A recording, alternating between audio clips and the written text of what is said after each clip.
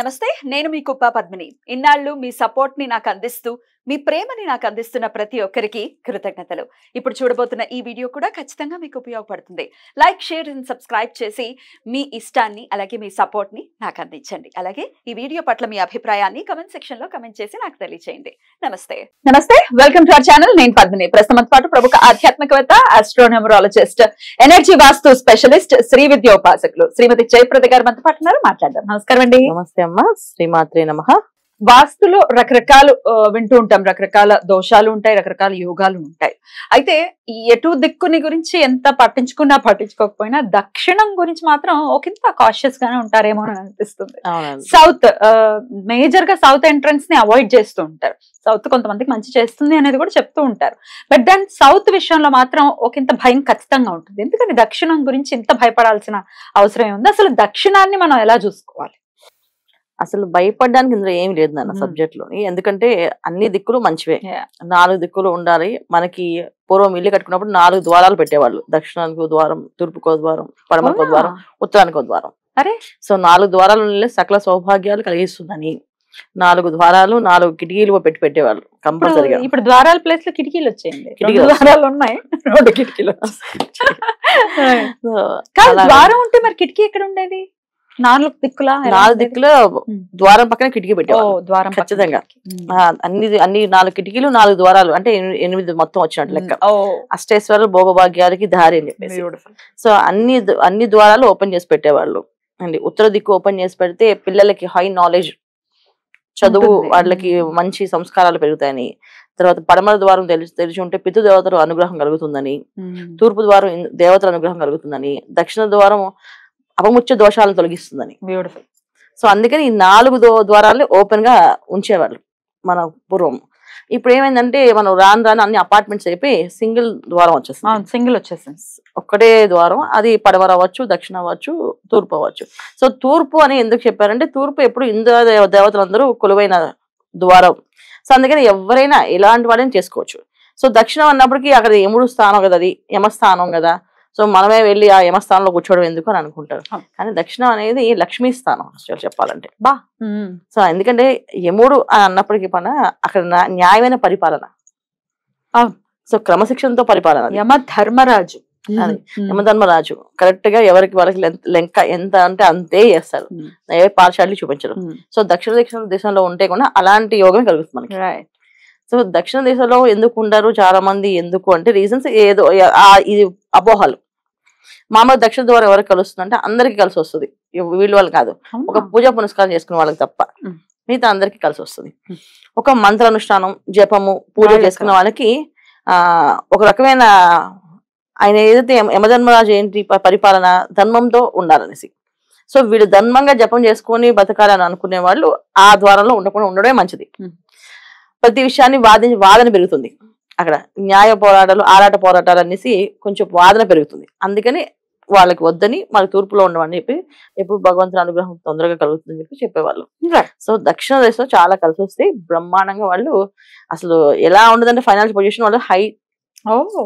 Beautiful, చాలా బ్రహ్మాండం. అయితే ఉత్తరం వైపు ఒకవేళ మెయిన్ ఎంట్రన్స్ ఉంటే తనకు ఆపోజిట్ లోనే వాష్ ఏరియా రావటం అనేది సర్వసాధారణంగా ఇప్పుడున్న కన్స్ట్రక్షన్స్ మనం చూస్తున్నాం. మరి దక్షిణంలో ఈ వాషింగ్ మిషన్స్ పెట్టుకోవటం, గిన్నెలు గడుపుకోవటం, బట్టలు ఉతుక్కోవటం, చీపురు కట్టలు, ఈ డస్ట్బిన్ అంతా దక్షిణం వైపే వెళ్తాం. ఇది ఎంతవరకు కరెక్ట్ అనుకోవచ్చు? ఉండకూడదు, జనరల్ గా ఉండొద్దు. ఏ దశలో కూడా ఏంటంటే దక్షిణం అయినా ఉండొద్దు. కానీ జనరల్ ఏంటి పెట్టే ఇంకా వేరే ప్లేస్ లేదు. ఇప్పుడు మనం పెట్టద్దు అంటే రేపు మన వీడియో చూడడం మానేస్తారు బాబు. ఎందుకంటే విని మనం బాధపడే కంటే మనం చూడకుండా ఉండడం బెటర్ అని చెప్పి. కానీ శాస్త్రం ఏం చెప్పిందో చెప్పాలి కదా. శాస్త్ర ప్రకారం ఏదైతే పెట్టకూడదు ఇవన్నీ పెట్టకుండా ఉండాలి. చాలా మంది ఏంటంటే దక్షిణ ద్వారం ఎంట్రన్స్ అయినప్పుడు వాళ్ళకి కిచెన్ ఈశాన్య భాగంలో క్లీనింగ్ పొజిషన్ అంతా వస్తుంది. సో వచ్చినప్పుడు ఏమవుతుందంటే నీట్ గా శుభ్రంగా దాన్ని శుద్ధిగా నీట్ గా ఉంచుకోవాలి. అక్కడ మళ్ళీ దానికి ఉన్న అంటే ప్రతి ఒక్క భాగాన్ని 4 భాగాలు తీసుకుంటే తూర్పు భాగాన్ని, ఉత్తర భాగం, దక్షిణ భాగం, పడమర భాగం. సో ఈ భాగాలు పడమర భాగం వైపు వాయువ్యం వచ్చినప్పుడు అక్కడ పెట్టుకోవచ్చు. సో ఏదైనా చీపుర్లు, చెప్పులు అలాంటివి పెట్టుకున్నా ఆ భాగంలో పెట్టచ్చు. అంటే బాల్కనీ విషయంలోకి వస్తే మనం అక్కడ మళ్ళీ ఈశాన్య ప్లేస్ లో వాటర్ వెళ్ళేటట్టు వదిలేసి అక్కడ క్లీన్ గా ఉంచడం. మనం మోరీ ఉంటే మోరీల్లో వాటర్ వెళ్తుంది, ప్రాబ్లం ఏ లేదు. సో క్లీన్ చేసేసి నీటి తుడిచిపెట్టుకోవడం. కానీ ఆ మూలని చెత్తపొట్టు వెతికి పెట్టకూడదు. దానివల్ల ఇబ్బంది, ఎఫెక్ట్, కొంచెం ఎనర్జీ, నెగిటివ్ ఎనర్జీ వస్తుంది. సో అనారోగ్య సమస్యలు వస్తాయి, అందుకే దక్షిణ దోషం పడదు అంటారు. ఆరోగ్య సమస్యలు వస్తాయి, కానీ ఆడవాళ్ళు చాలా స్ట్రాంగ్ గా ఉంటారు దక్షిణలో ఉంటే, వాళ్ళకి చాలా ఫుల్ ఎనర్జీ ఉంటుంది. కాబట్టి వాళ్ళు కొన్ని పరిహారాలు చేసుకోవాలి. ఇంకొకటి రెండోది ఏంటంటే వాళ్ళ డేట్ ఆఫ్ బర్త్ కాంబినేషన్ కానీ పేరుకి కానీ ఒకవేళ ద్వారం పడకపోతే సో పాజిటివ్ రాదు, నెగిటివ్ కూడా రాదు, న్యూట్రల్ గా ఉంటుంది. సో అంతేగాని అదేదో దక్షిణానికి వెళ్తే మనం ఏదో అయిపోయామని మాత్రం ఉండదు. ఈ కాలంలో ఉన్న బిజినెస్ అన్నిటికీ దక్షిణం మనకి వస్తుంది. ఎందుకంటే ఒకళ్ళని నమ్మించి మోసం చేయడం బిజినెస్ చేస్తాం చాలా మంది. ఏ విషయమైనా సరే న్యాయపరమైన బిజినెస్ చేసే వాళ్ళకి ఇబ్బంది, కానీ ఇలా మోసం చేసే వాళ్ళకి అది బ్రహ్మాండం కలిసి వస్తుంది. ఇంకా సో చాలా మంది ఏంటంటే మాఫియా వాళ్ళకి కలిసి వస్తే అంటారు, లేదు వాళ్ళకి కలిసి రాదు. మనం ఏదైనా సరే వృత్తి కోసం కష్టపడే వాళ్ళని మన ఫ్యామిలీ మన బతకడానికి చేస్తాం కనుక కలిసి వస్తుంది, చేసుకోవచ్చు. చాలా విషయాలు ఏంటంటే దక్షిణం అనేది ఒక భయంకరంగా ఉంటుంది, కానీ సౌత్ అంటే మన తమిళనాడులో దక్షిణానికి ఫస్ట్ ప్రయారిటీ, డెఫినెట్లీ పడమరకు ఫస్ట్ ప్రయారిటీ. ఎందుకంటే వాళ్ళకి ఉత్తరానికి వెళుతున్నాం అనే కుబేర స్థానానికి వెళ్తున్నాం, సో మనకి రోజు కలిసి వస్తుంది. మన ఇంట్లో వెళ్ళేది ఆ యోగమైన కాలంలో, అంటే మనం అడుగు పెట్టేది ఇంపార్టెంట్ వాళ్ళకి. అవును, ఉత్తరాన్ని చూస్తూ వెళ్తున్నాం, కరెక్ట్ అనిపిస్తుంది మనకి. లోపలికి ఉత్తరం వైపు వెళ్తాం, మన ఇంట్లోకి వెళ్ళేది కదా, ఇంట్లో ఉండేది కదా, నివాసం కదా. సో నివాస స్థలాల్లో మనం కుబేరుని చూస్తున్నాము, అలాగే వాళ్ళు తూర్పుని సూర్యుని చూస్తున్నాం. అలాగే వెస్ట్ సౌత్ ఎక్కువ తీసుకుంటారు ఎక్కువ. సో వాళ్ళ అమావాస్య ఎక్కువ పూజ చేస్తుంటారు, సో వాళ్ళు కలిసి వస్తుంది బాగా అనేసి. పెద్దవాళ్ళని బాగా గౌరవిస్తారు, ఫోటోలు తూచేసి బొట్లు పెట్టి వాళ్ళకి నైవేద్యాలు అని కూడా పెడుతుంటారు. సో మనం ఇవన్నీ చేయం మళ్ళీ.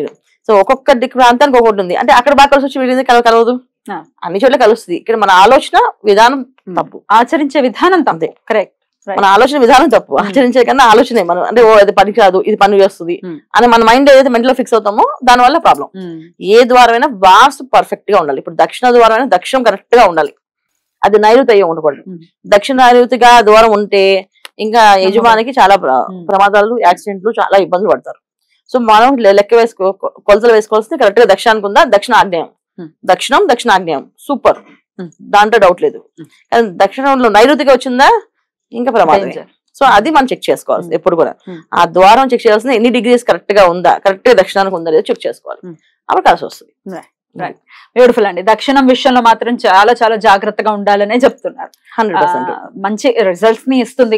అసలు బ్లంట్ గా వద్దని చెప్పేస్తారు, వాళ్ళకి పడుతుందా పడదా అనేది పక్కన పెట్టేస్తే మీరు ఇందాక అన్నట్టుగా అసలు సౌత్ వద్దండి, మిగతా ఏదైనా చెప్పండి. నార్త్ ఈస్ట్ కున్న సేల్స్ సౌత్ కి ఆబ్వియస్ గా ఉంటుంది, థర్డ్ ప్రిఫరెన్స్ వెస్ట్ కి వెళ్తూ ఉంటారు. బట్ సౌత్ ని ఎంతసేపు దాన్ని క్లోజ్ చేసే ఉంచాలి అన్న థాట్ ప్రాసెస్ లో కూడా ఉంటున్నారు, కాబట్టి మంచి పవర్ఫుల్ గా ఉంటారు దక్షిణం వైపు ఉన్న వాళ్ళు అని చెప్తున్నారు. ఒకసారి కన్సల్ట్ చేసి అసలు మనకి సూట్ అవుతుందా అవ్వదా, అసలు ఎలా ఉంది అనేది కన్సల్ట్ చేసి చేసుకుంటే బెటర్. ఏదో వెళ్ళగానే 100% ఖచ్చితంగా చూపించుకుంటే ఏమవుతుందంటే ఎన్ని డిగ్రీస్ ఉందని. ఇప్పుడు ఇవన్నీ పల్లెకే ఏం వస్తుంది, సౌత్ వద్దని చెప్పేస్తాను. ఇవన్నీ ఎగ్జాక్ట్లీ ఇవన్నీ ఎవరు పడతారా, దానికి ఎందుకు ఇంక సౌత్ వెళ్ళకుండా ఉంటే బెటర్ కదా అని చెప్పేసి. ఇప్పుడు ఈశాన్యం తూర్పు ఆగ్నేయమైనా తూర్పు ఈశాన్యమైనా పర్వాలేదు, తూర్పు ఆగ్నేయంలో ఒకవేళ వెళ్ళాం అనుకోండి డబ్బులు ఎక్కువ ఖర్చు అవుతుంది, కొంచెం ఏదో ఇబ్బందులు పడతారు, ప్రమాదం ఉండదు. తూర్పు ఈశాన్యం సూపర్ గా పనిచేస్తుంది, తూర్పు బాగా పనిచేస్తుంది. ఇప్పుడు దక్షిణ ఆగ్నేయం బ్రహ్మాండంగా పనిచేస్తుంది, దక్షిణం బాగా పనిచేస్తుంది. దక్షిణ నైరుతి వచ్చింది అనుకోండి ప్రమాదాలు గురయ్యి ప్రాణాలకు మీద వస్తుంది. అందుకని ఏం చేస్తారు జనాలు, చాలా మందికి వాస్తు పండితులు సౌత్ వద్దండి అని చెప్పేస్తారు. యాక్చువల్ సౌత్ ఉన్న ఫెసిలిటీస్ ఏంటంటే లోపలికి వంటిల్లు ఉంటుంది, ఎవరికి కనబడదు. ఏ ఉత్తరం మళ్ళీ తూర్పు అంటే పక్కనే వంటిల్లు వస్తుంది, పక్కన దేవుడు రూమ్ వస్తుంది, ఆ తగులుకుంటూ వెళ్ళాలి, తగులుకుంటూ రావాలి. సో దక్షిణానికి ఉండే అదృష్టం అది. బ్యూటిఫుల్ అండి, చాలా చక్కగా వివరించారు. థ్యాంక్ యూ సో మచ్ అండి. నమస్తే. నమస్తే అమ్మా, శ్రీమాత్రే నమః.